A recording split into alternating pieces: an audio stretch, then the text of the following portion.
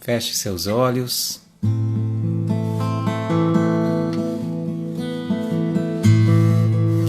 Nesse instante de encontro entre nós e Jesus, irmãos de todos os lugares do país, de variadas crenças,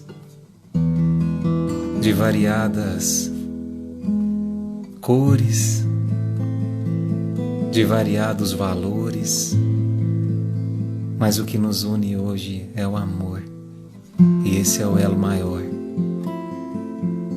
E é pautado no amor que a gente inicia a nossa reunião de hoje. Que Jesus se faça presente, abrindo os corações, esclarecendo a cada um de nós na medida que a gente necessite. Estejam por inteiros.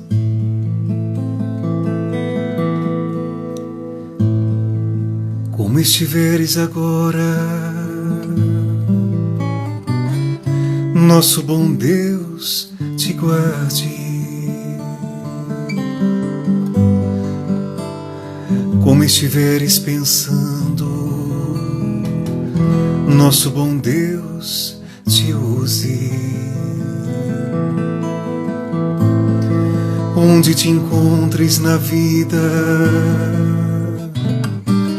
que Deus te ilumine. Com quem esteja seguindo, nosso Senhor te guie. No que fizeres tu, peça ao bom Deus que possa te amparar. E em cada passo teu, a mão de Deus irá te abençoar.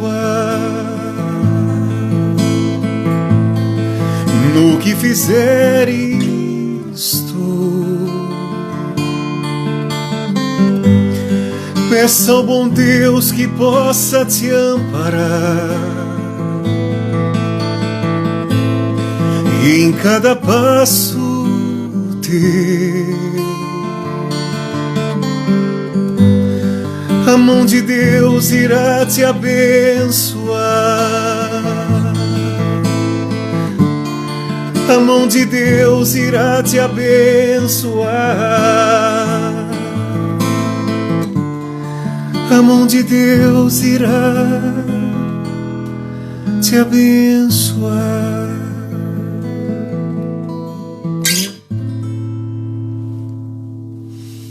É isso aí, linda música, né, gente? É isso aí, dedico a cada coração que está aqui presente, mais de 160 corações aqui presentes. Bom, então vamos lá, vamos trabalhar. Tema de hoje, nossa amiga a dor, né? Bom, primeiro, pessoal, eu quero justificar uma coisa para vocês, né? Chamar a dor de amiga, né? Por que a gente chama a dor de amiga? Será que significa que a gente idolatra a dor? Não, não significa que a gente idolatra a dor. Talvez muita gente aqui pense o seguinte: o povo que gosta de falar de dor que nem espírita, né? Parece que a vida se resume a isso, né? Porque falamos tanto sobre a dor. Eu vou desligar os comentários um pouquinho antes do final e eu ligo novamente, tá bom? Podem mandar os coraçõezinhos, pode clicar no aviãozinho e mandar o convite para os amigos e logo a gente religa novamente. Bom, eu respondo para você. Sabe por que a gente fala tanto sobre a dor? E hoje, uma vez mais, vamos falar sobre a dor? Para ver se, de uma vez por todas, a gente deixa de sentir a dor por entendê-la e não por distraí-la. Porque há uma grande diferença entre esconder a dor e enfrentar a dor. Vocês já perceberam como as pessoas reagem de forma tão diferente diante desse assunto? Por exemplo, diante dessa dor que a gente está vivendo, né, na pandemia. Uns paralisam, né? Uns pensam que o mundo vai acabar, que todo mundo vai morrer, ou de fome, ou de Covid, né? Que chegou o fim dos tempos. Enquanto que outros fingem que não está acontecendo nada, né? E parece que está num feriado prolongado desde março, e aí faz churrasco, faz festa, faz aquela bagunça, né? Dois extremos totalmente diferentes, mas com a semelhança de terem sido causados pela mesma dor, pela presença da mesma dor. A indiferença de um lado e o desespero do outro. E no fundo, ambos são meios de negação da dor. Já pararam para pensar nisso? Ambos estão negando a dor?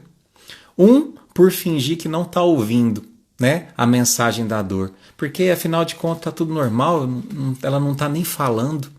E o outro por fingir que não está ouvindo a mensagem da dor. Porque ela grita alto demais, Eduardo, e essa bagunça toda me atordoa, me confunde, me paralisa. E a nossa busca, na conversa de hoje, é encontrar o meio termo, né? O equilíbrio entre o silêncio e o grito. Um diálogo entre nós e a nossa dor. É o que a gente pretende hoje, tá bom? E para ver esse diálogo, o primeiro passo é a gente parar de exteriorizar a nossa dor, né? Tentando encontrar culpados por ela, tentando mascarar a nossa dor, tentando negar. Porque quando a gente faz isso, a gente só joga essa conversa mais para frente e impede esse diálogo tão importante entre nós e ela. E o mundo de hoje é especialista nisso, é especialista. Por que hoje aqueles memes fazem tanto sucesso? Aquelas figurinhas de humor, aquelas páginas de humor têm milhões de seguidores, né? Porque no fundo, é também uma fuga da dor, né? Porque você tem uma situação muitas vezes catastrófica acontecendo na sua vida ou no mundo, e aí surge uma piada sobre aquela situação. E aí antes mesmo de chorar por tudo aquilo, chega um meme pra gente rir. E aí a gente não sabe se chora ou se ri, não é verdade? E quando a gente não sabe para onde vai, qualquer caminho serve. Desde que esse caminho não leve ao meu íntimo, não é verdade? Já pararam para pensar? Porque eu não quero descobrir o que tem aqui dentro. Porque talvez tenha algo que eu não goste. Porque talvez tenha algo que me incomode. Vocês chegaram a ouvir, talvez de algumas pessoas, falando que tudo que está acontecendo é uma conspiração do mundo, né? Que talvez é para baixar a bolsa, criada não sei por quem, não sei aonde, que é um cientista não sei da onde que jogou esse vírus. E com todo respeito a quem pensa dessa forma, mas isso também, no fundo, é uma fuga da dor. Porque as dores sempre nos levam a fazer algumas viagens que a gente não quer fazer, né? Se eu dissesse para vocês agora, vamos viajar? Vamos? Nossa, não vejo a hora de sair de casa. Para onde a gente vai? Nós vamos para o deserto. Ah, para o deserto? O que tem lá?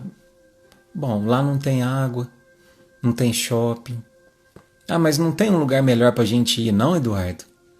Lá não tem ninguém, não tem nada, não tem calor, só tem calor. De noite é frio, sem nenhuma distração. Olha como a gente gosta da distração. Perceba como a gente sempre foge de lugares que nos pedem para ficar conosco mesmo, né? A nossa viagem eu não quero não. Para o deserto fazer o que lá? Né?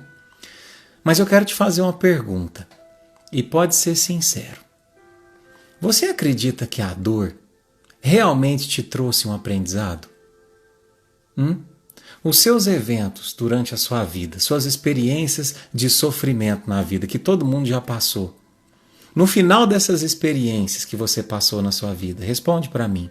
Você acredita que de fato tem havido algum crescimento, algum aprendizado em você? Diante da dor, por exemplo, do término de uma relação, de amizade ou conjugal, você aprendeu algo? Por exemplo, que situações não devem mais se repetir? Que tipo de pessoa que eu não devo mais me relacionar afetivamente? Ou qual tipo de conduta que eu não devo mais ter numa relação futura porque não foi bom para nenhuma das partes? Será que a dor me proporcionou esse aprendizado?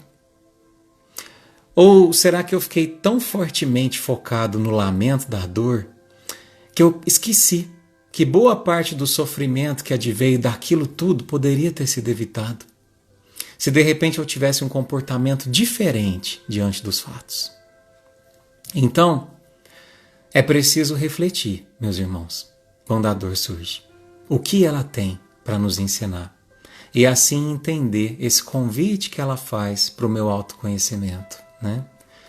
Tem uma citação da Gênese, que está lá no capítulo que fala sobre os milagres e as predições, que fala o seguinte: devendo o homem progredir, os males aos quais está exposto são um estimulante para o exercício da sua inteligência. Ou seja, a dor é um estímulo para o nosso crescimento. Por isso é praticamente impossível que a dor não se manifeste nas nossas vidas. Desculpa dizer isso. Então, quando a gente se depara, por exemplo, com aquela frase que diz o seguinte: o que não vai pelo amor, vai pela dor. A gente tem que ter cuidado. Sabe por quê? Porque fica parecendo que quando a gente escolhe o amor, estamos nos livrando automaticamente da dor. E não é assim que funciona. Não. Porque nem toda dor é voluntária. O sofrimento, sim. O sofrer é opção. Agora a dor, não. E o fato de ter escolhido o caminho do amor não significa que a dor vai deixar de existir na sua vida, né? Basta a gente pensar, por exemplo, em Maria. Gente, Maria, mãezinha, imagina a dor de ver Jesus na cruz. Ela que teve uma vida inteira dedicada ao amor. E aí você talvez me pergunte: Eduardo, mas qual que é a finalidade da dor na vida de um espírito como Maria, por exemplo? E aí eu recordo uma fala do Haroldo Dutra, né? Que ele diz o seguinte: que não existe anjo feito de cristal, de vidro. Só esse que a gente compra na loja de decoração. Porque todo espírito angelical, todo ser muito evoluído, ele é feito de aço puro. Ele é feito de adamantium, né? O metal mais forte que existe, forjado no fogo da dor. Maria, Jesus, Chico e tantos outros espíritos luminosos. Mas sabe qual que era o segredo deles? É que eles mudavam a forma como eles enxergavam a dor. Eles deixavam de transformá-la num carrasco implacável e fizeram dela uma amiga íntima, sempre presente, recordando frequentemente o propósito maior da nossa vida, o progresso. E é importante que a gente incorpore esse conceito, porque até o fim dos tempos, até nos tornarmos um espírito luminoso como Jesus, a dor vai nos acompanhar. Não por punição, mas para servir como bússola para o nosso crescimento. Então, nós vamos fazer dela inimiga e lutar contra ela? Ou será que a gente vai aprender a ouvir os conselhos que ela tem a nos dizer? Fazer dela uma amiga, que quem sabe norteia o meu crescimento. Na live passada, meus irmãos, a gente falou que existem pessoas que acham que a Terra é uma colônia de férias, né? E por isso acabam vivendo esse processo de negação da dor. Porque a dor é ruim, né? A dor é ruim sentir dor. E a gente muitas vezes se comporta como criança quando a dor chega, né? Quando dói, a gente reclama para o pai, reclama para a mãe.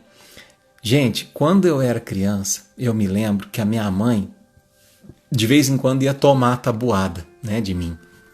E eu nunca fui muito bom de matemática, sabe? Então, vocês pensam numa criança que sofria, né? Que dramatizava aquele sofrimento, parecia que estava matando. E aí eu chorava, sofria, esperneava. e dizia para ela que eu estava certo e ela estava errada, quando eu respondia que 7 vezes 6 era 56 e não 42, né? E não é o que a gente faz até hoje? Então, por isso que na Gênese diz que a nossa dor é um estimulante para o exercício da nossa inteligência. Ou seja, a dor nada mais é do que a nossa mãe tomando a tabuada para ver o quanto a gente já aprendeu ou não sobre a matemática do progresso, onde 1 mais 1 é sempre igual a 2, né? Então, eu trouxe aqui alguns ensinamentos da dor para a gente refletir nessa noite. E o primeiro deles, o primeiro ensinamento pedagógico da nossa amiga dor é o seguinte: a dor é um convite a um crescimento moral, psicológico e espiritual, que tem como objetivo acabar com a dor. Vocês já pararam para pensar nisso? A dor é um convite para acabar com ela mesma? Se a gente entender a mensagem dela. Por exemplo, imagine hoje, né? Quantos laboratórios, nesse instante, estão pesquisando a cura para o coronavírus? Mas isso só foi gerado, só foi provocado porque houve dor. Se não houvesse o que temer, não haveria por que progredir. As grandes descobertas da medicina muitas vezes foram descobertas por cientistas, médicos que experienciaram aquilo na sua família, né? Então estudaram como nunca a cura de determinada doença, porque alguém que amava teve aquela doença. O Rossandro, ele tem uma frase que diz o seguinte: se nós não formos incomodados, ficaremos acomodados. E é verdade. Vocês já ouviram um ditado mineiro que diz o seguinte: é junto dos bons que a gente fica melhor? Pois eu vou contar uma história para vocês, né? Eu tenho um amigo que um dia desse chegou para mim e disse o seguinte: rapaz, Eduardo, eu não estou mais aguentando conviver com a minha turma. Não estou mais aguentando, porque tá me fazendo mal, sabe? No começo era legal, mas agora me faz mal o fato deles não estarem nem aí para as pessoas. E enquanto está tudo isso acontecendo, eles estão lá fazendo churrasco, tomando cerveja. E eu que não bebo, né? Eu até cheguei aí num desses churrascos, ele me contou, né? No comecinho da quarentena. E ele disse o seguinte: no meio do churrasco, aquilo tudo estava me incomodando e eu levantei uma questão, né? Pensando naquela fartura de cerveja, de carne. Eu pensei, gente, e falei para eles: já pensou se a gente tivesse gastado esse dinheiro do churrasco e da cerveja ajudando as famílias que agora não tem nem um prato de arroz na mesa?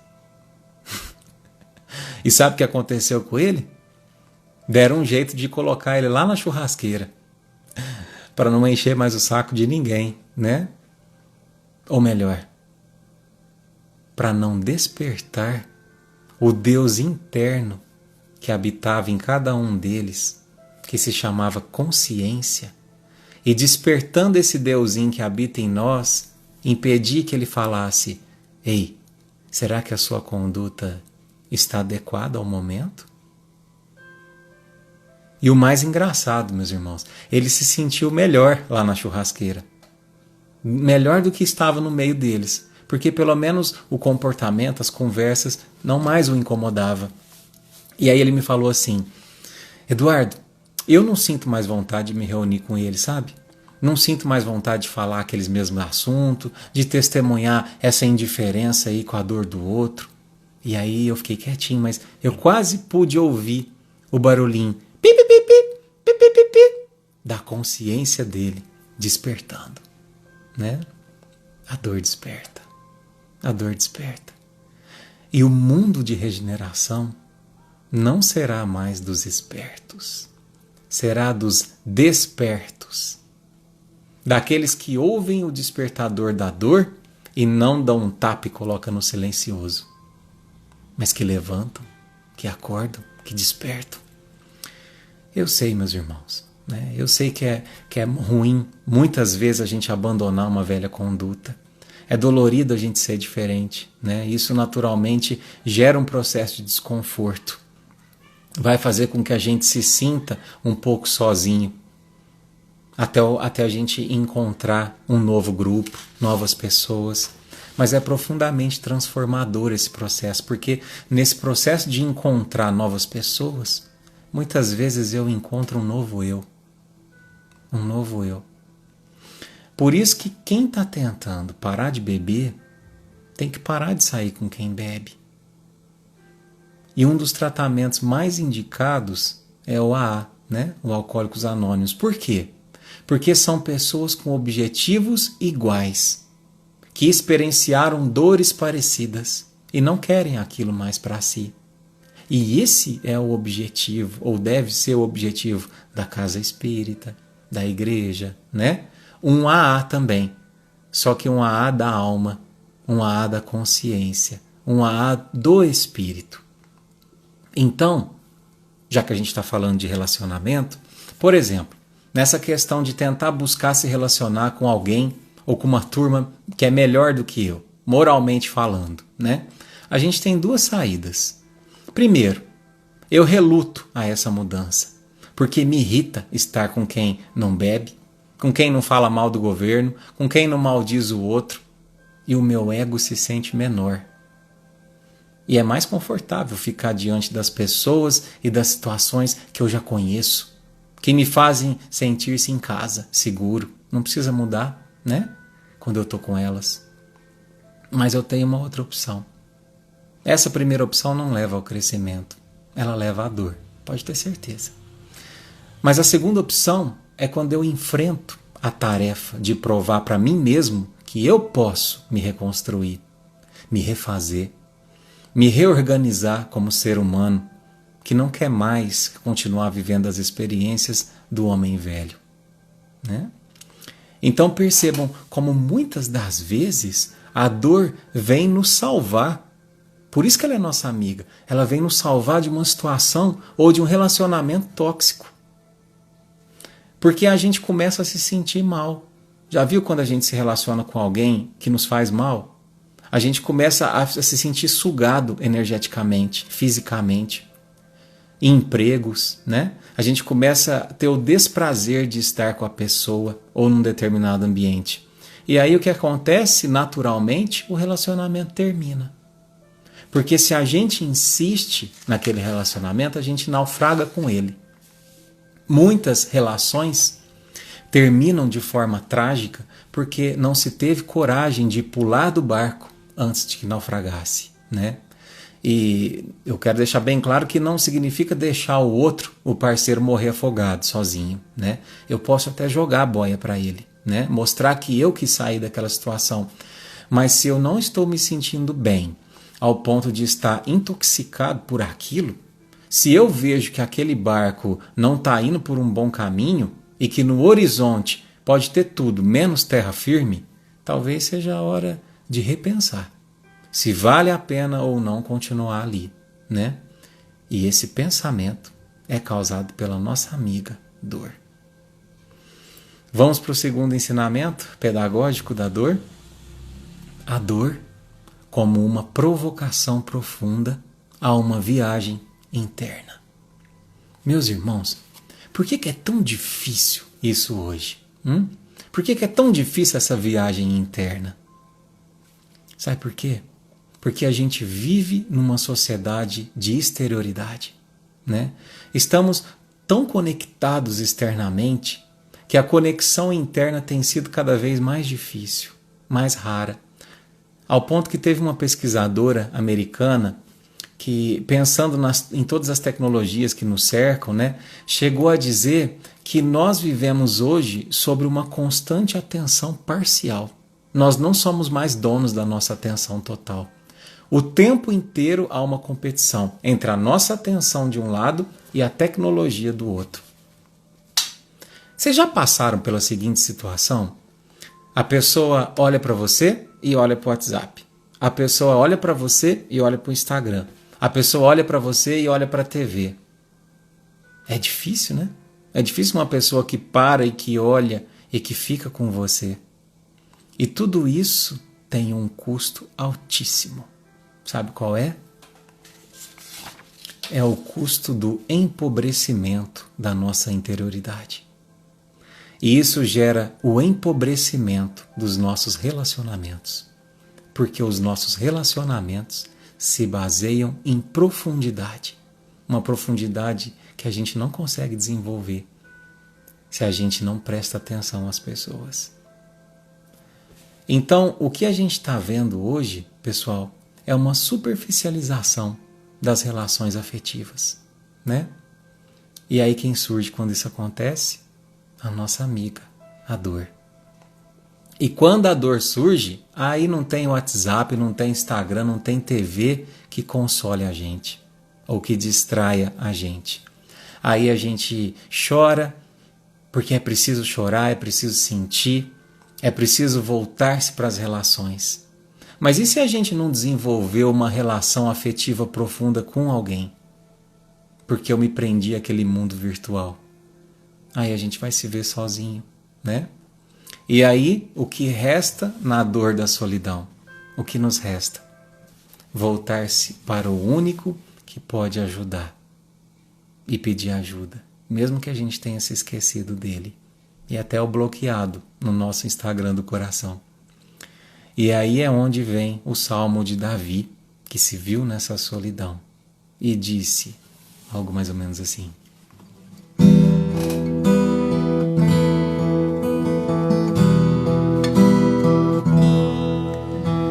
Senhor, eu sei que tu me sondas, sei também que me conheces. Se me assento ou me levanto, conhece meus pensamentos. Quer deitado, quer andando, sabe todos os meus passos. E antes que haja em mim palavras, sei que em tudo me conheces. Senhor, eu sei que tu me sondas. Senhor, eu sei que tu me sondas. Ah, meu Senhor, eu sei que tu me sondas. Meu Senhor, eu sei que tu me sondas.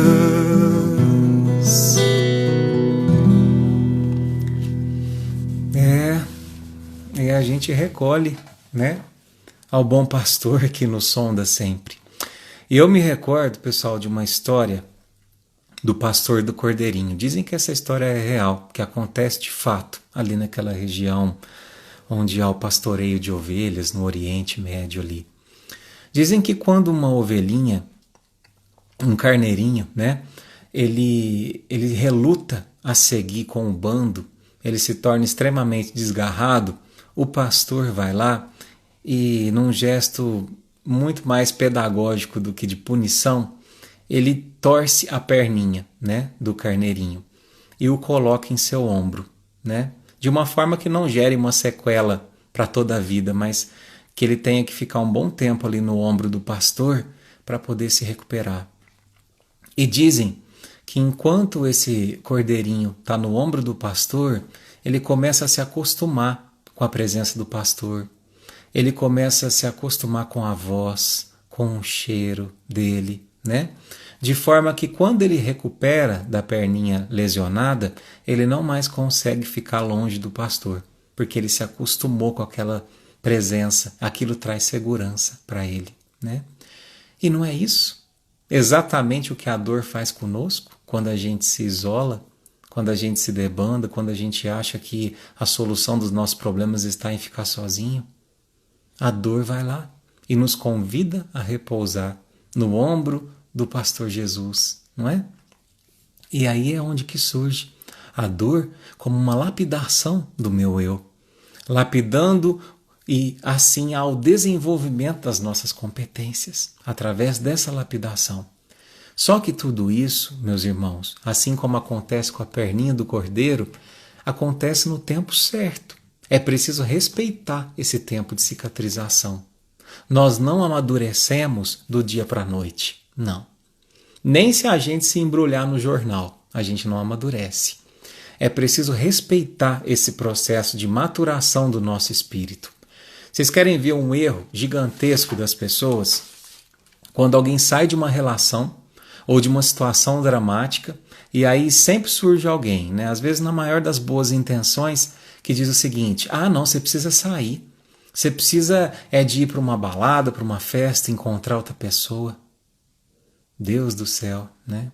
Se eu estou mal afetivamente falando, eu estou com a minha imunidade afetiva baixa também. E aí quando eu sair vai ser um desastre ainda maior, porque eu vou ver um monte de gente feliz, eu vou ver gente que não está nem aí para o meu problema, porque enquanto eu estava num problema, a vida delas continuou. E o pior, porque eu estou mal, porque eu não me cuidei, eu vou sintonizar e atrair um outro infeliz para a minha vida. E aí vai ser dois infelizes, né? Porque eu preciso entender que aquele trauma, aquele evento que eu estou tentando muitas vezes jogar para debaixo do tapete, não escutar as dores que eles estão me causando, provocou muitas vezes a perda da minha autoestima. Então eu preciso recuperar o meu amor próprio. Por isso, antes da gente, né, a primeira pessoa que eu tenho que me apaixonar antes de adentrar numa nova relação é por mim mesmo. É por mim mesmo. Como que eu vou me apaixonar por alguém se muitas vezes eu estou me sentindo um lixo humano? Me sentindo feio, me sentindo incapaz, me sentindo indesejado, me sentindo o pior entre todos. Porque muitas vezes a gente veio de um relacionamento humilhante. Às vezes a gente veio de um relacionamento degradante, onde se perdeu o respeito, de um relacionamento egoísta. E quando o relacionamento termina, os dois saem destroçados emocionalmente, né? Saem aos caquinhos. E é preciso que a gente se refaça antes de ingressar numa nova relação, né? Juntar os cacos, não é? E o que acontece é que no mundo de hoje, a gente não tem esse tempo. A gente não tem nos dado esse tempo e nem espaço para o nosso recolhimento, para vivenciar o nosso deserto, né? E é a dor que nos convida como amiga, uma vez mais, a gente vivenciar esse processo antes de tentar uma relação que fatalmente vai ser frustrada se eu não der tempo para reorganizar o meu eu, para escutar o que a dor tem a me dizer, né? Então, meus irmãos, veja bem, a capacidade de enfrentar o sofrimento, ela faz parte da própria capacidade de viver do ser humano. Um ser humano maduro, ele tem que entender que a dor, ela faz parte do processo, ela é natural, né? Só que hoje nós temos uma incapacidade de enfrentar a dor, seja ela física, seja ela espiritual, porque a gente vive numa sociedade do excesso do prazer. E numa sociedade do excesso do prazer, a dor nunca é bem-vinda. Por isso que mandaram o nosso amigo para a churrasqueira, né? A dor da consciência não foi bem-vinda. A dor sempre vai ser evitada. E nós fazemos isso sem perceber. E passamos esses valores aos nossos filhos sem perceber. Querem ver só o quanto isso está inato dentro de nós? A ciência do comportamento, ela percebeu que dos anos 70 para cá, os pais, sem intenção, né, de serem ruins, eles acharam que a felicidade dos seus filhos estaria em evitar a dor, né, em não permitir que o filho sofresse. Como se fosse possível blindar o nosso filho do mundo, né, evitar que a dor chegasse ao coração dele ou dela quando ele saísse para o mundo. E numa sociedade onde se cria filhos que não podem sofrer e ao mesmo tempo se prega, se cultua o excesso do prazer, a dor perde o sentido e as pessoas não amadurecem, né? E aí quando a dor vem, o que acontece? Ela nocauteia, ela aflige, ela desespera. E aí o meu filho ou vai beber até cair ou vai entrar em depressão, com forte tendência ao suicídio. Porque quem suicida não quer tirar um problema, né? Não quer desistir da vida. Ele quer tirar uma dor. Vocês entendem? Existe um provérbio oriental que diz o seguinte: homens fortes criam tempos fáceis, mas tempos fáceis geram homens fracos. E homens fracos, por sua vez, criam tempos difíceis. Só que tempos difíceis geram novamente homens fortes. E aqui resume com perfeição o papel norteador que a dor exerce no globo, numa comunidade, sempre conduzindo ao crescimento, né? Quando a gente se distrai quanto ao objetivo principal da nossa vida, que é o progresso, quem é que surge? A dor. O que a gente está vivendo hoje é um exemplo disso, né? Um exemplo de uma sociedade que era paupérrima em termos de aprofundamento afetivo entre as pessoas. De uma sociedade que buscava o ter em detrimento do ser. De uma sociedade que não aceitava os nãos de Deus e se revoltava, se desesperava e desistia da vida, né? E aí surge um pequenino e pedagógico vírus, que chama-se Covid, mas a gente poderia chamar ele de Dorvid, né? Parece até nome de remédio, não é? Porque na verdade é um remédio que convida todos a reverem suas escolhas e seus valores sem contraindicação, sem efeito colateral. Convida todos a reaprenderem a aprofundar suas relações afetivas, começando pelos seus próprios lares, não é? E muitas relações vão afundar de vez, como estão afundando de vez. Não porque a quarentena fez isso com elas, mas porque já estavam naufragando. E a gente não tinha tempo de parar e identificar que a minha relação já estava falida há muito tempo. E o comodismo, a preguiça evolutiva, me fazia afundar com aquilo. Mas, por outro lado, muitas relações estão sendo reconstruídas também. Porque ambos quiseram consertar o barco, que no fundo só precisava de uma manutenção, né? A lição principal do Dorvid, né? O Covid dor, é a seguinte: percebam o quanto vocês estão conectados, humanos. Porque o bem que eu faço hoje ao cuidar da minha família, ou o mal que eu faço hoje ao furar a quarentena, afeta a sua família. Não existe mais o eu, existe o nós. Percebam como o mundo está nos convidando a unir, independente de quem vota em quem, de quem fala o quê, de quem acredita no quê, né? Estamos recebendo do universo esse convite para a gente reaprender a dialogar, a reconectar, a tolerar, a conversar. E por fim, o terceiro ensinamento pedagógico da dor, a dor como um evento de crescimento pós-traumático, né? O crescimento pós-traumático é aquele que a psicologia ensina que acontece após um evento de dor. E a psicologia diz que, de fato, há o crescimento após a dor. Então isso não fica mais no plano só da religião. Há uma constatação disso, né? De processo de amadurecimento após vivenciar a dor. Porque, olha só, de repente aquela doença que te colocou no leito, no fim da tua vida, fez o que religião nenhuma conseguiu fazer por você. Fez você refletir, fez você pensar, fez você avaliar todas as escolhas que tinham sido feitas ao longo da vida. Então, como dizer que essa dor dessa doença não é sua amiga? Como? Há dores que salvam encarnações, que matam o corpo, mas que revivem o espírito, que às vezes estava adormecido há séculos. Toda dor propõe um convite real para a nossa mudança, através do reconhecimento de que a situação atual não serve mais para mim, de que eu preciso tomar atitudes diferentes, né? É igual tem aquela frase de Einstein, né? Que atribuem a Einstein. É incrível como as pessoas passam a vida toda fazendo a mesma coisa esperando resultado diferente. A dor nos convida a fazer algo diferente para que os resultados mudem. Mas como a cama do nosso conforto emocional é bem macia, muitas vezes a gente reluta em sair dela, não é? E continua fazendo as mesmas escolhas esperando que o resultado mude. Cada um de nós tem uma experiência muito pessoal, né? Eu preciso respeitar isso. um conjunto de variáveis que a gente passou ao longo das nossas vidas e que fez com que nós fôssemos quem nós somos, né? Muitas das variáveis, é verdade, não dependeram da gente, não foram escolhas nossas, principalmente na infância. Mas chega um momento na nossa vida, na minha vida e na sua vida, que elas passam a ser escolhas nossas. E aí existe uma dor que eu gostaria que a gente destacasse agora, né?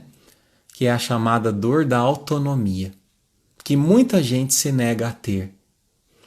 A dor da autonomia é a dor de se responsabilizar sobre a nossa própria vida, uma vida que a gente se nega a ter. A maturidade de não querer ser eternamente um peso para as pessoas que me cercam. A maturidade de deixar de sempre ver somente fora de si as motivações para o nosso insucesso, sem nunca se responsabilizar pelas próprias escolhas que faz. A dor da autonomia é uma das dores mais doídas que tem, porque implica em dizer que não há mais culpados. Não há projeção em ninguém dar culpa. Eu assumo a responsabilidade. E quanto mais rápido a minha alma aprende que a dor tem muito mais a ver comigo do que com o outro, mais rapidamente eu me responsabilizo por isso. E se depende de mim doer, também depende de mim deixar de doer, não é? Porque se eu culpo a dor pela conduta do outro ou pelo que houve no meu passado, eu não posso fazer nada, não é? Tem gente que passa a vida toda culpando o que o outro fez ou o que me aconteceu no passado pelo que eu sou hoje. E aí eu não posso fazer nada, a não ser me fazer de vítima. E o que a vítima faz? Nada, nada, porque ela é vítima. Se você parar para pensar, todos nós somos vítimas de alguma coisa, independente da nossa classe social, da nossa cor, do nosso credo, da nossa ideologia. Então, saia desse papel de vítima, meu irmão, minha irmã, e assuma o protagonismo da tua vida. E agora eu queria propor um exercício para nós, para mim e para você, para a gente sair desse papel de vítima, para a gente passar a enxergar de fato a dor como nossa amiga, uma amiga conselheira, que não quer despertar o sofrimento, mas que quer despertar a evolução, certo? Então você vai dizer daí da sua casa as palavras que eu vou dizer agora, tá bom? É importante que você repita. Então diga para si mesmo, feche teus olhos e diga para si mesmo: eu aceito a dor e peço que ela faça em mim a mudança que ela precisa fazer. Continuando. Eu aceito a dor e peço que ela faça em mim a mudança que ela veio para fazer. E por fim, eu aceito a dor e peço que ela faça de mim e que eu faça dela uma boa amiga que vai guiar o meu progresso. E agora eu queria contar uma história para você. Essa história chama-se A Ostra e a Pérola. A pérola nada mais é do que o resultado de um corpo estranho, indesejável no interior da ostra, como fosse um parasita, um grão de areia. Na parte interna da concha é encontrada uma substância chamada nácar. Quando um grão de areia penetra na ostra, as células do nácar começam a trabalhar, e então elas cobrem o grão de areia com camadas e mais camadas para proteger aquele corpo indefeso da ostra. Porque apesar dela ser dura por fora, ela é extremamente frágil por dentro. Conhece alguém assim? Como resultado dessa sucessão de camadas, forma-se então uma linda pérola. E sabe o que a ostra tem a nos ensinar? Uma ostra que não foi ferida, de algum modo, não produz pérolas. porque a pérola é uma ferida cicatrizada. Você já se sentiu ferido pelas palavras de alguém? Você já foi acusado de ter dito ou feito coisas que não fez? Já teve um não recebido da vida, um sonho que não se realizou? Já sofreu com o preconceito ou com a indiferença? Já teve um relacionamento que você esperava muito dele e ele terminou? Já teve alguém tomado da sua vida? Uma despedida precoce? Então, faça o seguinte: produza uma pérola. Cubra suas mágoas com várias camadas de amor e de perdão. Poucas são as pessoas que buscam aprender com as suas dores, crescendo, se curando. A maioria aprende apenas a cultivar ressentimentos, deixando assim as feridas abertas, não permitindo que haja cicatrização, porque volta e meia cutucam a ferida, ao invés de curá-la. Lembre-se, a pérola só existe porque existiu dor no processo de fabricação dessa. Existem muitas ostras vazias, sem pérola, não porque essas nunca foram feridas, mas porque não souberam perdoar, compreender, entender que toda dor é também amor. Desejo a você a pérola mais linda de todos os 7 mares da tua alma, construída pela tua superação, meu irmão, minha irmã, e pela coragem que teve de recomeçar por quantas vezes a vida te exigiu o recomeço.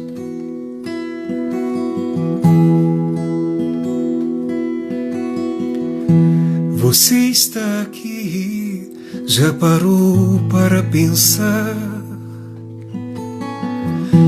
Por que tantas mazelas, diferenças entre nós? Se Deus é tão perfeito e sequer jamais errou, como tudo se explica na justiça universal? Quero crer que colhemos o que plantamos nas eras sem fim, que nascemos e vivemos sim, e que morremos para renascer. Mas eu quero crer que a vida além continua sempre a existir, que todos os que se foram vivem felizes perto de nós. Acredite, tudo é amor, até mesmo a dor. Tudo faz crescer, moldar a nossa luz. Tudo é amor, até mesmo a dor. Tudo faz crescer, moldar a nossa luz.